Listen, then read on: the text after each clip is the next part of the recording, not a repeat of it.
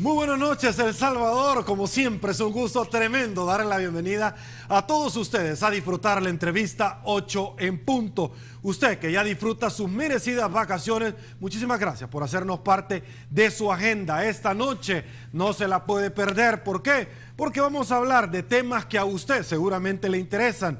Vamos a hablar de seguridad, mutación de las pandillas. Vamos a hablar de diálogo posterior a las elecciones de ambos institutos políticos y por supuesto también de la ANEP con la fórmula ganadora, con la fórmula del profesor Salvador Sánchez Serén y el alcalde Óscar Ortiz, hasta hace entonces que adquirió por supuesto la posibilidad de correr por la vicepresidencia.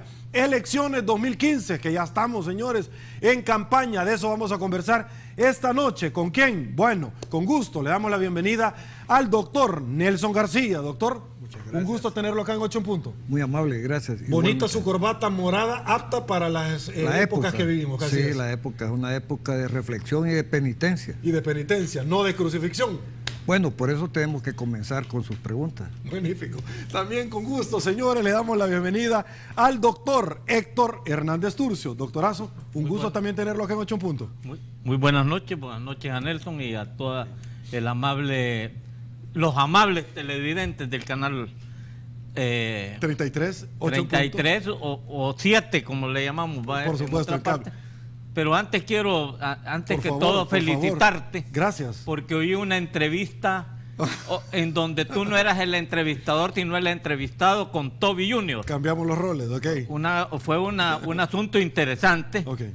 Fuerte, los dos jóvenes con energía. Sí, más yo que él. Son los que nos deben sustituir rápidamente, porque el país se muere si no están los jóvenes. Okay. Pero sobre todo cómo afloraron las verdades, ¿verdad? Y cómo fue de valiente. Así es que una felicitación para ti, porque sé que te puedes entrevistar cualquier persona, okay. Y más Toby, que es un tipo jodido. No, un tipazo, es un cristiano jodido. Sí, un tipazo. ¿Verdad? Se parece un musulmán. Okay. Honrado me siento por las palabras viniendo de usted. Felices vacaciones a los dos, felices vacaciones a usted también, que sintoniza 8 en punto, por supuesto por Canal 33, 7 en cable, como decía el doctor Héctor Hernández Turcio.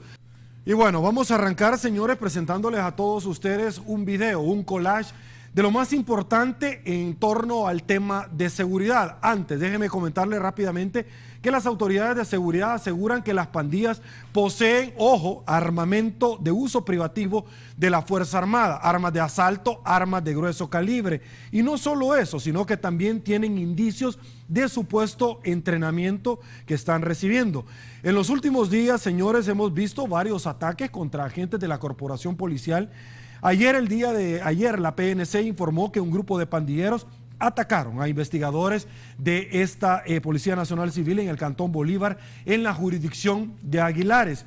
Uno de los investigadores murió en el lugar, lamentablemente. A continuación, el collage.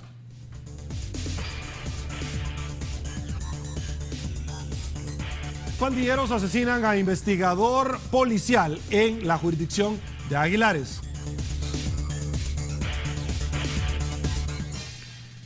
Policía muere durante tiroteo entre pandilleros en el mercado de Nahuizalco.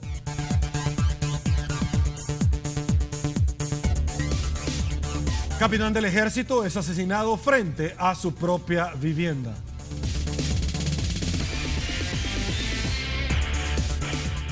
Matan a capitán del Ejército en Santa Tecla.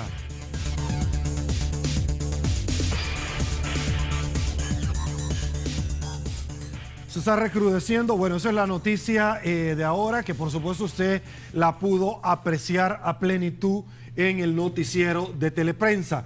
Arranco con usted, doctor Nelson García. Ahora un policía murió durante un tiroteo, el que le presentábamos ya en la última nota, entre pandilleros en el mercado de Nahuizalco. La gente murió en el hospital en el nosocomio luego de ser trasladado y luego de enfrentarse a tiros con pandilleros. Arranco con esta lamentable noticia adicionando un elemento que llamó muchísimo la atención y yo lo quiero traer a colación porque obviamente así debe de ser. Y es que en el pasado causó indignación en un partido del Real Madrid-Barcelona, el día de mañana, por supuesto Copa del Rey, en el Clásico hicieron retirar una bandera de El Salvador En algún momento se manejó en las redes sociales de que se estaba limitando a un salvadoreño a mostrarla. Y lo que sucede es que al verificar la información como debía de ser, nos dimos cuenta que precisamente fue en alguna manera por los miembros de la MS que estaban allá en la península ibérica. Es decir, este tema se ha trasladado a fronteras donde de pronto otros países ya están teniendo sus reservas, doctor. Hablemos sobre el tema criminalidad. Es un tema muy delicado. En primer lugar, hay que solidarizarse con la policía, con sus agentes esforzados, sacrificados, y ponerle atención que necesitan mayores recursos, más entrenamiento y más equipo. Mientras no se tenga eso, va el crimen organizado a fortalecerse mediante los recursos ilimitados que tiene, mediante la captación de fondos a través de todos los ilícitos ya conocidos. Es un reto para el país, no es un reto para una institución. En este tema creo que debemos de involucrarnos todos con seriedad y con una participación de aporte en una sociedad mucho más culta y mucho más preocupada de sus semejantes. El gran problema que tiene la nación en estos momentos es el egoísmo galopante, en el que le pueden estar pasando muchas cosas a los prójimos y mientras no nos toquen a nosotros, no nos interesa. Entonces cada uno de los miembros de esta sociedad debe de reflexionar cuál debe de ser su participación y cuál debe ser su aporte, no solo en este campo de los análisis, porque cuántos análisis habrán habido en los últimos 20 años sobre esta temática, y total que estamos peor. Como decía un amigo que ya murió, estábamos mejor cuando estábamos peor. Esto significa que no se nota el contrabalance entre la progresión de la delincuencia y la respuesta que debe tener la sociedad, integralmente hablando. De tal manera de que yo tengo esperanzas de que el nuevo gobierno tome esto bajo otros ángulos. Aquí también debe de evitarse la doble moral de que cuando alguien está haciendo un esfuerzo y no somos nosotros los que lo estamos haciendo y los méritos no van a ser para nosotros, nos lo tratamos de acabar mediante la crítica, yo diría que hasta perversa, porque cuando ya quiere alguien aniquilar a un adversario de pensamiento o de acción, tiene que haber mucha maldad en esa mente. Decía yo que este gobierno tiene una esperanza para la ciudadanía. Para mí esa esperanza comienza con que los recursos del Estado van a ser mejor utilizados que lo que están siendo hasta estos momentos. En estos momentos, si le hacemos una radiografía al presupuesto nacional, vemos que hay un despilfarro o una inadecuación de los objetivos a los cuales va dedicado el esfuerzo de todos los salvadoreños a través de los impuestos, que por cierto este es el mes que llamamos de la vacuna económica, porque hay que pagar el impuesto sobre la renta. Y digo esto porque hoy ha habido una reacción en cuanto a cierto gasto protocolario, pero ese solo es la punta del iceberg de cómo el país ha tenido que endeudarse periódicamente, no solo para solventar sus obligaciones inmediatas, sino para por lo menos intentar hacer algún esfuerzo en la inversión pública. De tal manera de que nos deja esta sensación de 3.000 millones de dólares de endeudamiento. Y ahora la gran pregunta para mí, para terminar, es ¿Cuánto se necesita prestar para el próximo periodo? Doctor Héctor Hernández Turcio, quiero compartir con ustedes y con los amigos televidentes, antes de escuchar el análisis que usted tiene preparado con relación a este tópico, parte o fragmentos de lo que el licenciado Luis Martínez, señor fiscal general de la República, dio a la población salvadoreña en su cuenta de Twitter. Acá lo podemos ver en la parte de atrás de nuestra tribuna de entrevista. Y se los leo. Licenciado Luis Martínez, terroristas están advertidos que serán perseguidos y procesados por sus ataques cobardes contra la sociedad y contra valientes policías. Terroristas están advertidos, serán perseguidos y procesados por sus ataques, nuevamente lo repite reiteradamente. Estas son reacciones del señor fiscal general de República, no solamente al conocer en el video que ya comentábamos con todos ustedes, cómo se han venido dando los ataques continuos a agentes de la corporación policial, sino que el dato puntual de este día en contra de este agente que murió en tiroteo entre los pandilleros en el mercado de Nahuizalco. Doctor, por favor.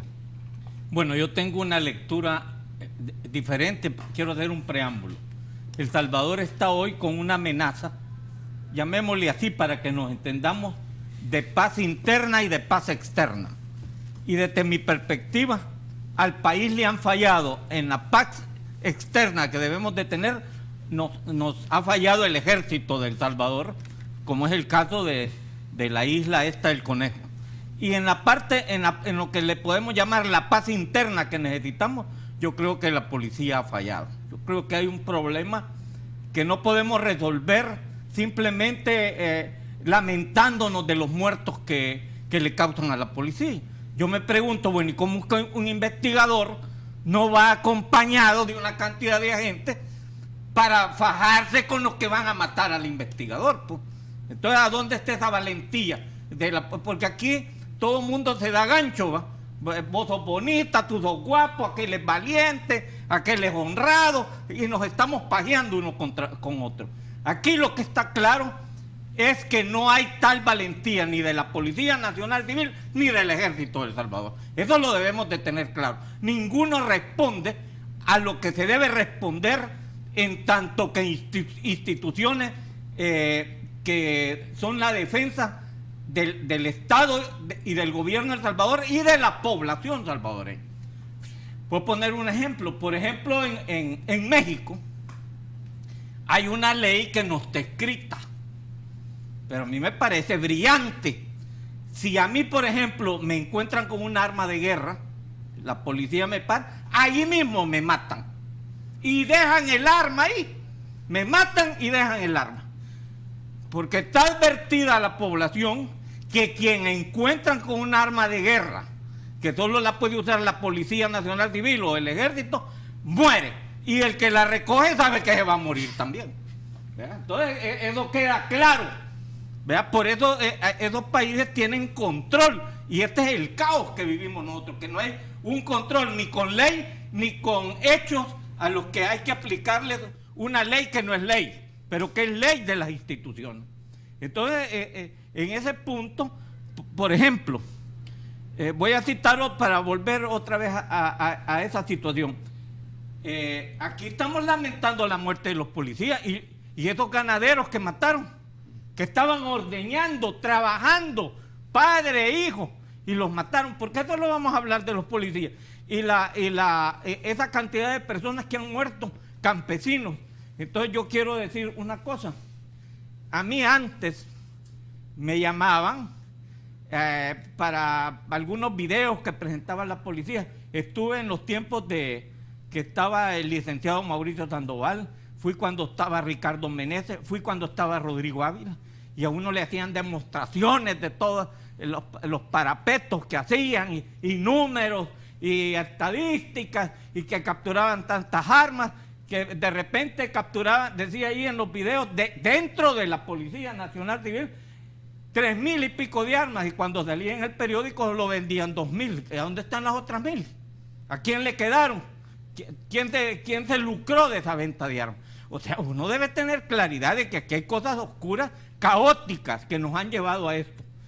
Pero yo quiero, pero en esas situaciones en que me invitaban, que iban abogados y sociólogos y todo, yo siempre les decía, miren, cuando una policía no puede, sea porque no les pagan bien, porque son muy poquitos, porque no hay gasolina, porque los carros que tienen todos los han chocado y no hay dinero para componerlos, en ese momento ustedes deben de tener una declaración pública, eso le llamaría yo valentía, una declaración pública en que dijeran, no podemos defender a la población, defiéndanse como puedan, ármense, pero aquí han operado al revés.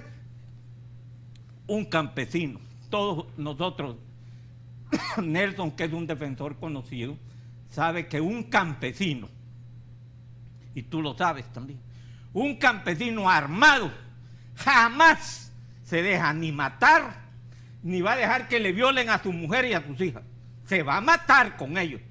Es un territorio en que él va a ordenar para cuidar su familia y sus cosas. ¿Por qué? Porque la Policía Nacional Civil, acompañada por el Ejército, no puede cubrir todo el territorio y todo el territorio está infectado de delincuencia. Uno debe tener claro eso. Hay que dejar que la gente esté armada para defenderse. Y que ande armada y no le quiten el arma por quitársela. ¿Cómo es posible que solo los delincuentes? Primero decir, los delincuentes andan armados y la gente honrada no. Y hoy venís tú con tu noticia y decís que tienen armas de guerra, tienen instrucción militar. Bueno, ¿y entonces cómo vamos a hacer? ¿De qué manera nos vamos a defender? Solo estando armados. No queda más remedio. Entonces, el punto central es que cuando uno tiene debilidades, uno debe declarar las debilidades que tiene. Cuando uno está enfermo, debe ser consciente de la enfermedad que tiene. Doctor, tengo que irme a una pausa, pero no quiero dejar la oportunidad, que usted me acompañe, porque también hay un señalamiento y yo tengo que ser honrado sobre ese tema. Y es que aquí me han acompañado diferentes analistas y me dicen, mire Sergio, yo fui al volcán de Santa Ana y vi a agentes de la corporación policial que ni botas buenas tenían, se le estaban desarmando. Ahora, ¿dónde viene la crítica, doctor, sobre la corporación policial? ¿Cómo se ve que le roben parte de, no robar, porque tampoco no es como un peyorativo, toman prestado, podríamos decirlo, del presupuesto de seguridad, parte de los fondos cuando tienen necesidad para celebrar el traspaso de gobierno? O sea, ¿cómo se ve también el tema doctor? Porque también hay que ser honesto, yo le tengo que preguntar todo lo que sea, indistintamente que quién sea el gobierno. No, pues si se ve mal, eso ya se refirió el doctor Nelson García, eso. Indudablemente se ve mal. Ahora, tampoco va a decir uno que si le pasaran esa parte ya la policía va a mejorar, tampoco. Porque yo te reto a que salgamos de aquí, a donde tú querrás, y no encontramos un policía en la calle. ¿Verdad? Ese es otro problema que hay. Y la presencia de la policía es lo que le llaman en derecho, te recuerda la disuasión, ¿verdad? O sea que al estar un policía hay un gesto de respeto. Claro. Pero hoy vienen, y por ejemplo esta escuela de la escuela de policía, que no sé cómo se llama. La academia. Viene la academia y sale ahí en el periódico que se enorgullece de haber sacado más mujeres que en todo el periodo. ¿Qué pasa hoy con los policías? Los policías son jóvenes, llenos de hormonas, testosterona, y las mujeres jovencitas, llenas también de otras hormonas más escandalosas. Entonces ahí andan en pareja, platicando. ¿Verdad? Los policías de antes, esos babosos que eran campesinos, tecnificados, preparados, daban vías, cuenteaban las mujeres, capturaban los ladrones, hacían 4 oficios. Pero hoy no, ¿verdad? Hoy las parejas andan contentas, ¿verdad? A esa edad uno vive maravillosamente, pues, y ya no digamos si se la ofrecen todo el día, pues. Entonces uno debe tener claro eso, ¿verdad? Las parejas deben ser hombre y hombre y mujer con mujer para evitar esa dislocación de disciplina, se llame policía o se llame militar. Ok, magnífico. Vamos a una pausa, señores, en 8 en punto. Ya vio el primer bloque. Si a usted le pareció interesante, permítame que vienen los demás. Quédese con nosotros. Ni se le ocurra tocar el control remoto de su televisor. Volvemos.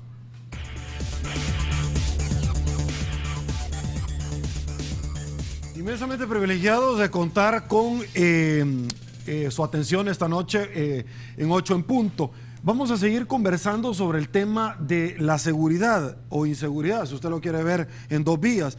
La tregua entre las pandillas fue un caldo de cultivo para que las maras finalmente se robustecieran. Doctor García, un informe del PNUD ubica a El Salvador en el 4º lugar más violento en el mundo, donde se registran las muertes más violentas. Según el documento en comento, las muertes violentas suman en el país un 41.2% de 100.000 habitantes, lo que convierte al país en el 4º país más peligroso en el mundo. ¿Qué podemos hacer para salir de ese lugar no tan halagador, doctor? En primer lugar, tenemos que ser sinceros, dejar esa mentira mediática de que esto es producto de que la gente nace mala. Las raíces de la delincuencia en este país tienen mucha vinculación con un experimento que hizo el ruso Pavlov sobre el reflejo condicionado. Él dijo que si empezábamos a meter conejos en una caja, pues al principio los conejos se iban a llevar bien, pero en la medida que se multiplicaran desaforadamente, los conejos se iban a comer entre sí por un reflejo condicionado de supervivencia.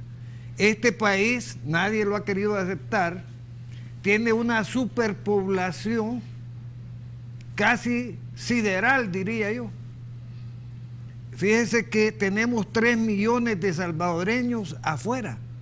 ¿Qué significaría teóricamente que regresaran esos 3 millones de salvadoreños porque este se convirtiera en un país de oportunidades? Si la primera tema de agenda que tiene un salvadoreño al cumplir 18 años, porque aquí todo se da hasta cumplir 18 años, es ver cómo se va del país.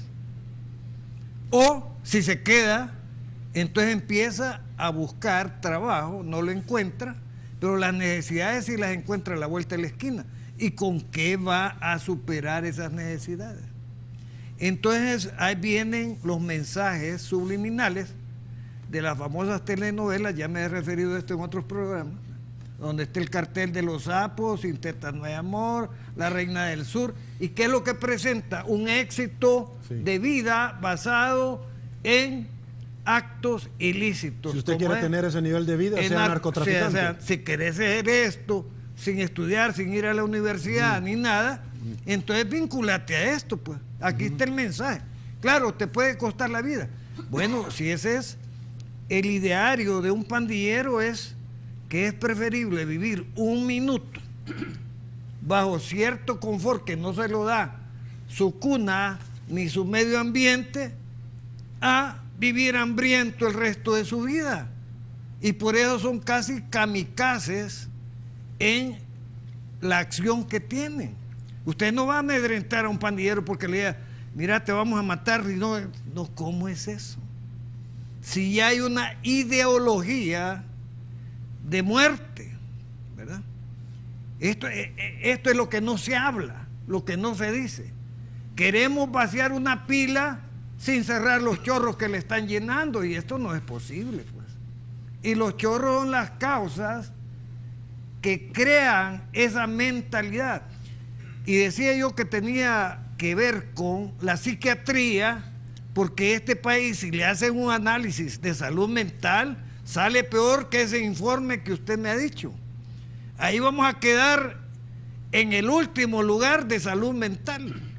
Si el salvadoreño de saco y corbata, el que anda manejando el carro último modelo, el importado, el que fuera, se siente superior a los peatones, y prueba de ello es que aquí hemos priorizado el paso de los carros, haciendo las pasarelas donde no pueden subir los minusválidos, los ancianos, las mujeres embarazadas y los hombres y mujeres sensatos, porque también son puntos de asalto las pasarelas. Pero tienen que pasar el vehículo primero. ¿Por qué? Porque el salvadoreño no está educado para parar en el momento en que va pasando un prójimo en la carretera. Ok, antes de darle paso al doctor Héctor Hernández Turcio, que tengo acá comentario de la población salvadoreña con relación al Twitter que yo presenté del señor fiscal general de la República, hay algo que es importante y que está íntimamente relacionado con el tema de la seguridad. Y es que con el acompañamiento, ojo, que ya lo hemos abordado acá, del ente castrense hacia la corporación policial, que ya se ha venido reiterando este decreto, la Sala de lo Constitucional falló.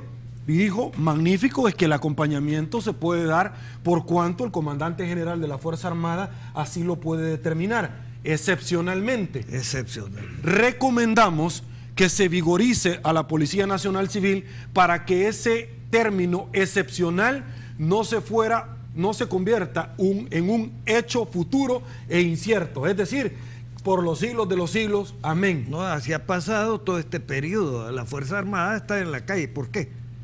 Porque se necesita. ¿Y por qué se necesita disponer del ejército en lugar de crear más plazas en la policía, que es lo correcto? Porque no hay presupuesto. Entonces agarremos de lo que ya estamos gastando para meterlo aquí, ¿verdad? Matar dos pájaros de un tiro. El gasto institucional metido a una actividad que no le corresponde, no solo constitucionalmente, sino que técnicamente no le corresponde. Entonces ahí viene el análisis que debe hacer este gobierno, que yo tengo fe, así, de que la presencia de Salvador Sánchez Serén significa austeridad, significa humildad y significa verdad.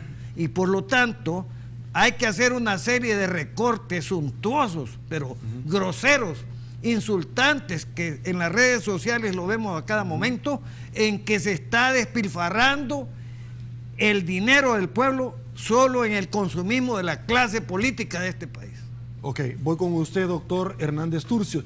Y es que nosotros ya lo hemos abordado acá con relación al tema, como estamos hablando de seguridad y la población lo está manifestando, yo tengo el imperativo categórico de poderlo mencionar. Le mostraba un Twitter del señor fiscal general de la República donde él ha dicho que no va a consentir desde ningún punto de vista este tipo de actuaciones. La población salvadoreña se refiere, voy a limitarme a no leerlas textualmente, sin embargo, Walter Juárez, muchísimas gracias por su preferencia, pero todavía no ha hecho nada con el señor Francisco Flores. Y siguen opinando con relación a este tema, etcétera, etcétera. El fiscal general ya lo ha dicho. Y vamos a dar un compás de espera con el tema de las elecciones y vamos a proceder. Sin embargo, la población reacciona y dice, mire, queremos nosotros ver también a este tipo de personas que en algún momento se les está imputando algún tipo de delito y que ostentaron alguna magistratura, pero o todos en el suelo o todos en la cama. Esto es lo que dice la población. Usted lo puede ver en las redes sociales, doctor.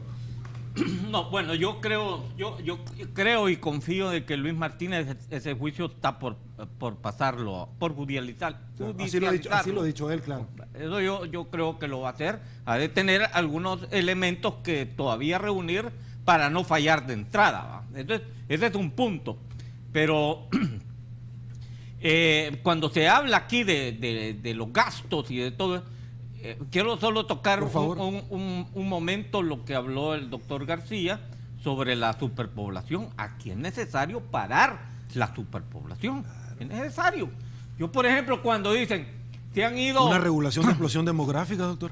¿Cómo? ¿Eso sería una regulación de la explosión? Sí, claro. Sí, es que tiene que ser una lucha psicoterapéutica, o sea, física, biológica y mental. Ok, pero me encanta ese tema. Pero ¿qué partido en su sano juicio se va a meter, doctor, a tocar ese tema? No, si no quieren hablar. Primero porque lo pueden excomulgar. Fíjate bien. Claro, porque es político. Lo van a excomulgar. No, porque es religioso. Para algunos es. Claro, y tiene consecuencias políticas. Es fundamentalista. Y ese es un error craso, por una razón. Solo voy a poner un ejemplo que creo que va a sacudir. ¿Cómo es eso de que una persona irresponsable que ya tiene 5 hijos viene y se embaraza otra vez, ¿va? Pero entonces viene y le dice al Estado, miren, fíjense que como yo ya no puedo, ustedes me le van a comprar los zapatos, me le van a dar los útiles, me le van a dar... Y entonces, ¿y cómo es que el Estado, o sea, toda la comunidad va a estar alcahueteando ese tipo de mentalidad y ese tipo de acción? O de los impuestos de la renta. Y de ahí se deriva. El Salvador ya llegó a un caso que quiero poner otro. Por ejemplo, el gobierno es tan poco el dinero que se tiene para combatir los males o las enfermedades. Por ejemplo, en el caso del SIDA, debería de llegar, como ya sabemos cómo se transmite el SIDA, y se puede publicitar por qué y cómo, entonces queda de que, por ejemplo, a finales del 2013 deben estar afiliados todos los que tienen SIDA y se les va a dar gratuitamente para que pero el que a partir del 2013 le dice que se muera, Sí. que se muera, porque es culpa de él. No, sí, es que debemos de tener claridad, porque este es un país pobre, sí. Es un país que mira, todo mundo sabe que las empresas poderosas deben 800 millones de dólares en impuestos. Con eso se arregla el problema en las pensiones. Y quiebran las empresas. Y quiebran las empresas, pero tienen que pagar. Pues sí. Tienen que pagar. Que evaden. En el Seguro Social, Nelson, se deben 90 millones de dólares. En las AFP. Cuando yo me fui a jubilar, estaba un hombre llorando porque él pensaba que iba a jubilar igual que yo ahí, y la empresa había dejado de pagar 12 años las AFP. Ahora viene un problema. Que es un delito penal, por cierto. Pues sí, pero si todo es delito en este país, cuidado, todo es delito. Y cuidado que lo pueden calificar hasta de terrorismo, ¿verdad? Porque a mí me parece desfasada esa clasificación, ¿verdad? Esa clasificación lo que pretende es que lo ponga de deslizadero a cualquiera que cometa un homicidio, ya es acto terrorista, y por lo tanto es deslizadero de los famosos tribunales especializados donde es una farsa el derecho de defensa, ¿verdad? Es una farsa, así como lo escuchan. Me estoy acordando y que estamos con Nelson hablando de lo mismo y estamos concordando. Cuando Alejandro Magno parte, su maestro Aristóteles, imagínate, por eso Alejandro Magno fue Alejandro Magno, pero aquí con lo que le dan a clase a uno jamás va a llegar nadie a ser Alejandro, ¿va? Tal vez le dijo a Aristóteles, mira, con las personas buenas que encontrés en tu conquista, portate como un jefe, pero con los malos, con los bárbaros, portate como dueños de ellos. Eso era una indicación de que la maldad la tenés que combatir por la fuerza, ¿verdad? No aquí es la fuerza de la ley. Si esas leyes no tienen fuerza, ¿me entiendes? Sí. Y las instituciones están debilitadas, porque como dice Nelson, ya se llenaron de whisky, de repostería y de bolovanes, ya están inundados de eso.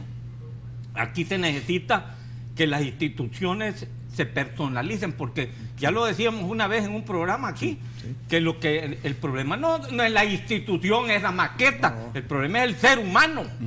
El ser humano es el que debe estar al frente para combatir la maldad que hay en El Salvador. Y la maldad no solo la debe ver uno en las maras, ¿va? Esto podrá ser lo más visible, tosco, feo, pero no solo en las maras. Hay gente que anda... el que le roba al pueblo es un malo, bien maldito, ¿verdad? Sí. Es decir, ¿por qué? Porque como no se va a dar cuenta, y además este pueblo, que tenga más hambre o menos hambre, el hambre no tiene niveles, ¿es hambre o no es hambre? ¿Verdad? Y por lo tanto, ¿qué importa en estos 40 millones que me echo yo a la bolsa? Si esto ni lo van a sentir porque ni lo esperaban. Entonces vivimos un caldo que es un reciclamiento de problemas. El mismo problema sigue dando vueltas, pero hay una mentalidad mediocre, ¿verdad?, que pretende convertir al Estado en un Estado caritativo. Pobrecito el ciudadano. No, lo que tú acabas de decir me llega mucho, porque tenemos que tener un país con ciudadanos responsables, pues.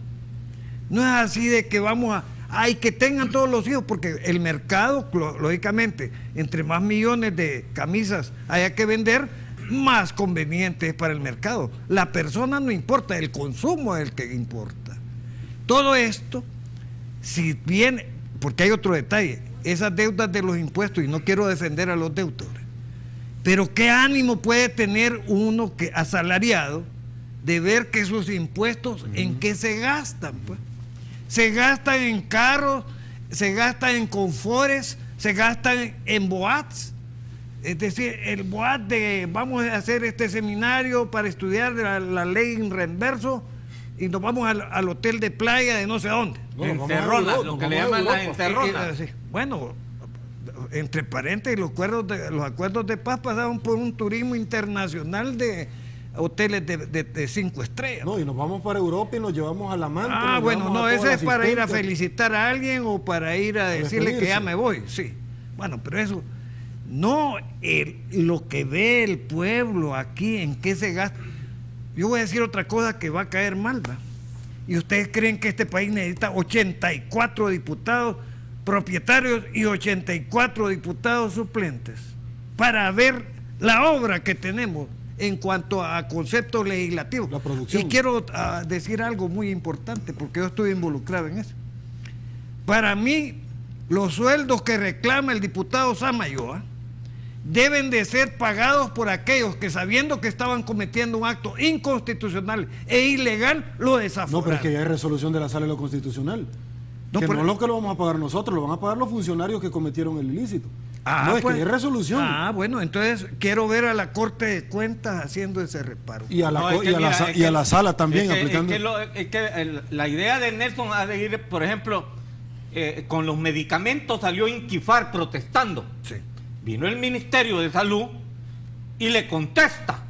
Esa contestación, si es verdad, la debe pagar Inquifar, porque ¿por qué mienten? Claro. ¿Por qué mienten? O sea, la contestación del otro no la va a pagar el Ministerio de Salud, claro, la debe pagar Inquifar, porque están mintiendo y obliga que el otro, si una hoja de esas vale $8,000, ¿no? ¿Cuánto vale?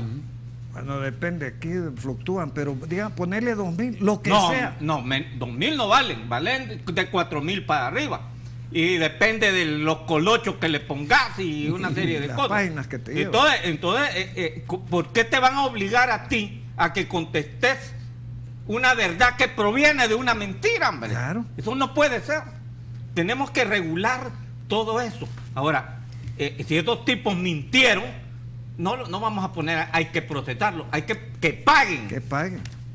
Bueno, tenemos que regular también la pausa comercial, señores, pero en segundos, seguro, regresamos con mucho más. Volvemos.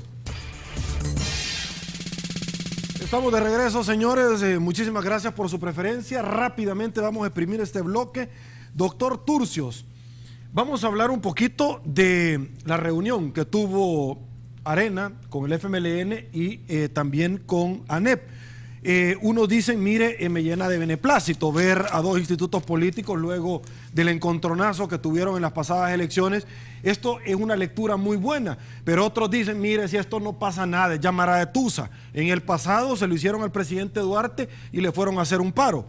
Y con el señor Funes al final se levantaron del CES y no pasa nada. Doctor, por favor. Yo creo que la reunión de ANEP con el señor vicepresidente, el licenciado Ortiz, y con Jato Adbún, bueno, ahí estaba también el comandante José Luis Merino y Medardo González. Pero a mí me parece que está bien quitarse un poco de asperezas y quizás hacer contactos para ver que no son tan malos unos como otros, quizás. Pero también no creo en eso. Yo como voy a creer, si estos tipos, los de la NEP, son especialistas en la ironía, hombre. Han superado a Sócrates. Esto no quiere... ¿Por qué, doctor? Porque ellos no dicen lo que quieren decir. Y a menudo tampoco lo que parecen decir no es lo que están diciendo. Estos son especialistas en eso. Y por otra parte, el licenciado Jato Adbún, que le encanta hablar de la realidad, él debe conocer, que, en primer lugar, que la realidad, en tanto que como la quieren ver a ANEP, es inexplicable. Pues. Es inexplicable, porque la libertad de que ellos hablan es una libertad para ellos, no es una libertad para el país, sino una libertad para hacer negocios. A mí me da risa cuando oigo principalmente los de ANEP, es que con las inversiones vamos a crecer 4, 5, 6, 7%. Mentiras son. Un día yo a un señor de Fusades, de Fusades, y lo voy a decir aquí con nombre, al ingeniero Roberto Budol, le fui a preguntar cuando firmaron el TLC, porque aseguraba Fusades que iban a llegar al 7%. Y entonces me dio esta figura que a mí me pareció interesante. Mira, me dijo, te voy a abreviar. Si tú en el país estás en una parada de buses a cualquier hora, va a llegar alguien y con un cuchillo te va a meter el cuchillo y vas a ser asaltado. Entonces venís vos y viene el bus, que es el TLC en la figura de él. Te subís en el bus y en ese bus también te van a asaltar. Entonces es mejor que lo asalten después a uno y en el bus, porque te pueden llevar al hospital. ¿Me entiendes? Eso fue lo que... En el mismo bus que lo asaltan. En el mismo bus que te asaltan, si eso sucede a menudo. Entonces uno debe tener claro que estos organismos están buscando sus propios intereses, claro. Y que la palabra que se da en ese tipo de reuniones es para que uno vuele en la imaginación de cuestiones que jamás se van a dar en el país. Los inversionistas que vienen a El Salvador ayudan para que uno tenga trabajo para comer, gracias a Dios, pero para el desarrollo humano no. El desarrollo humano de El Salvador está parado. Y con esas ideas, si el FMLN no cumple con su tablero de lo que tiene que hacer, va a fallar, porque el tablero o el menú de intereses de FUSADES y ANEP es otro distinto. Ahora, doctor, pero ¿cómo un gobierno se saca adelante sin la empresa privada? No, es imposible. O parte de la empresa, porque ANEP no es toda la empresa privada. Mire, lo primero es que hay que, pues decía al principio de esta entrevista, que lo primero es que tenemos que ser sinceros. Primero, el capital busca que se reproduzca, que aumente el capital en sí mismo. Ahí no entran valoraciones de que si el 4% es la población la que va a subir.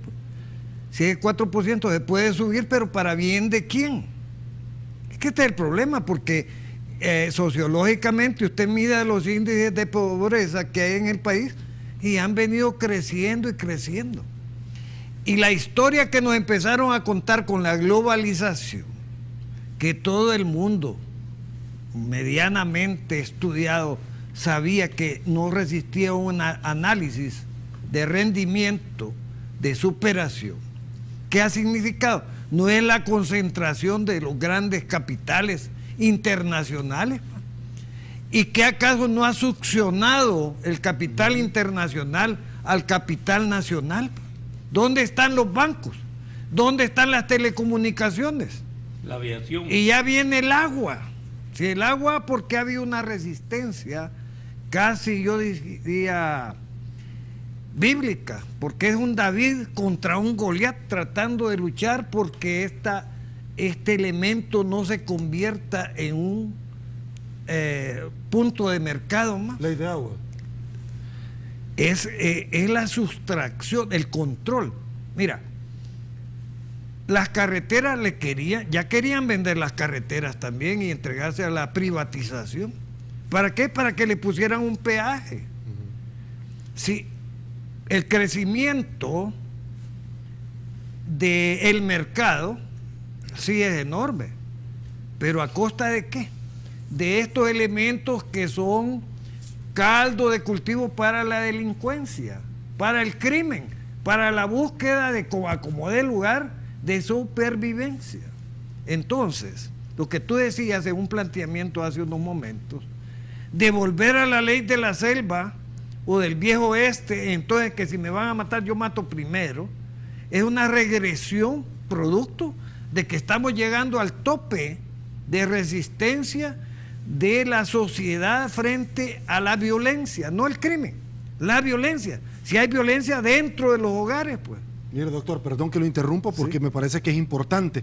Y es que me preguntan, el doctor, entiendo que usted presentó un recurso de inconstitucionalidad, si no es así me corrige, con el tema de que suprimieron que el señor fiscal general de República iniciara dentro de un proceso de formación de ley si había o no este proceso para quitarles el fuero constitucional, porque así es, en este caso puntual a doña Ana Vilma de Escobar y al diputado Roberto Dauizón, bajo la acusación que el presidente está haciendo sobre ellos. Sí, es cierto, y afortunadamente ya lo admitió la Sala de lo Constitucional. Es inconstitucional. Y no es dedicado para favorecer a estos apreciables diputados, sino para favorecer el Estado de Derecho. Es que cuando el fiscal anterior no procedía con los mismos magistrados de la Sala de lo Constitucional, los diputados modificaron la ley para que él ya no iniciara las acciones. No, ellos lo han modificado a raíz de experiencias en las que poco a poco ellos han querido por decir,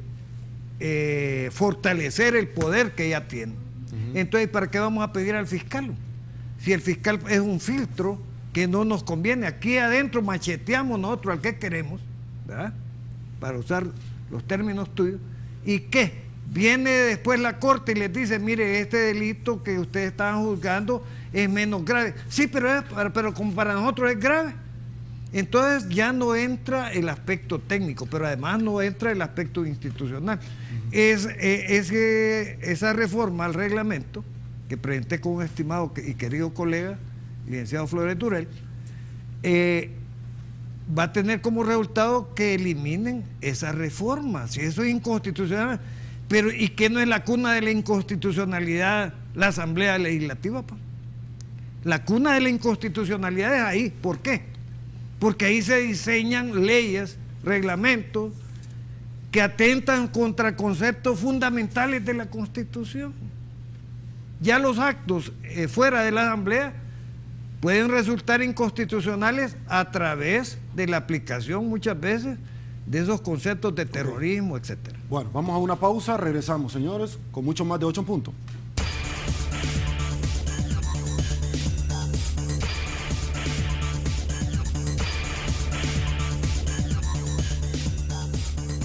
Muchísimas gracias, señores, no tengo mucho tiempo. Soy Sergio Méndez, hoy martes 15 de abril del 2014, así están las cosas, hoy por hoy, en nuestro país. Será hasta el día de mañana, no se olvide de sintonizar 8 en punto y todos los programas de Canal 33, que el Señor bendiga a todos.